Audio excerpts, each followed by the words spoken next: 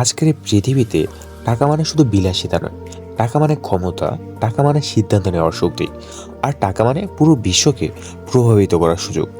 আজকের এই ভিডিওতে আমরা খুব সহজ ভাষায় জানবো 2026 সালে এসে পৃথিবীর সবথেকে ধনী মানুষকে, আর সে সঙ্গে জানবো শীর্ষ 3জন ধনী ব্যক্তি কারা কারা। এই ভিডিওতে কোনো কঠিন হিসাব নেই, কোনো জটিল ভাষা নেই, শুধু সহজভাবে বোঝানোর চেষ্টা কিভাবে কিছু মানুষ অবিশ্বাস্য পরিমাণ সম্পদের মালিক হয়ে উঠেছেন। প্রথমে একটা বিষয় পরিষ্কার করা দরকার, ধনী মানুষ বলতে যার কাছে বেশি টাকা আছে তা নয়।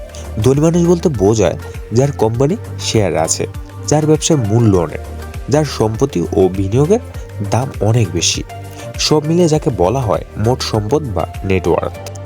এই হিসাব প্রতি বছর বিশ্বের নামকরা সংস্থা যেমন ফোর্বস তারা প্রকাশ করেন। 2026 সালে বিশ্বের সবথেকে ধনী মানুষ হলেন এলন মাস্ক। এলন মাস্ক এমন একজন মানুষ যার নাম শুনলে মনে পড়ে ভবিষ্যৎ প্রযুক্তি আর নতুন চিন্তা। তিনি যেসব কোম্পানির সাথে যুক্ত আছেন, টেসলা, স্পেসএক্স, স্টারলিংক, এসব কোম্পানির মূল্য গত কয়েক বছরে আঘাত ছুঁয়েছে। এলন মাস্কের মোট সম্পদ 2026 সালে এসে শত শত বিলিয়ন ডলারের উপরে।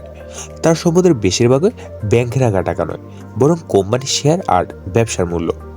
অনেকে তাকে পছন্দ করে, অনেকে সমালোচনা করেন, কিন্তু একটা বিষয় মানতেই হবে, এই মুহূর্তে এলন মাস্ক বিশ্বের 1 নম্বর ধনী ব্যক্তি। দ্বিতীয় স্থানে যিনি আছেন তিনি আমাদের দৈনন্দিন জীবনের সঙ্গে জড়িত। তার নাম ল্যারি পেজ। ল্যারি পেজ হলেন গুগলের সব প্রতিষ্ঠাতা। আজ আমরা যে গুগল ব্যবহার করি, সার্চ করা, ইউটিউব দেখা, মোবাইলের নানা কাজ, এর পেছনে গুগলের একটা বিশাল ব্যবসা রয়েছে। গুগলের মালিকানাধীন কোম্পানির নাম আলফাবেট। এই আলফাবেটের শেয়ারের দাম বছরের পর বছর বাড়তে বাড়তে ল্যারি পেজকে এনে দিয়েছে বিশ্বের দ্বিতীয় ধনী ব্যক্তির স্থান। তিনি খুব একটা প্রকাশ্যে কথা বলেন না, মিডিয়া খুব কম আসেন, কিন্তু সম্পত্তির দিক থেকে তিনি এলন মাস্কের ঠিক পরেই অবস্থান করেন। এবার আসি তৃতীয় স্থানে, জেফ বেজোস। জেফ বেজোস শুরু করেছিলেন একটা ছোট্ট অনলাইন বই বিক্রির দোকান দিয়ে। সেই দোকানের নাম ছিল অ্যামাজন। আজ অ্যামাজন শুধু বই নয়, সব কিছু বিক্রি করে, কাপড়, মোবাইল, খাবার থেকে শুরু করে অনলাইন সার্ভিস, সব কিছুই। অ্যামাজনের সবথেকে বড় শক্তি হলো এর অনলাইন সার্ভিস আর ডেলিভারি ব্যবস্থা।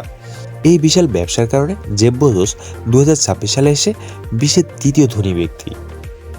যদিও তিনি এখন অ্যামাজনের সিইও নন, তবুও তার হাতে থাকা শেয়ারই তাকে এই অবস্থানে এনে রেখেছে। এই 3জন ধনী মানুষের মধ্যে একটা বড় মিল আছে, তারা কেউই শুধু উত্তরাধিকার সূত্রে ধনী নন, তারা সবাই নিজের ব্যবসা তৈরি করেছেন।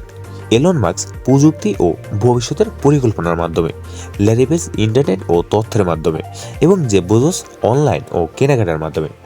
তাদের সম্পদ বেড়েছে কারণ তাদের ব্যবসা আজ দুনিয়ার সঙ্গে তাল মিলিয়ে চলছে।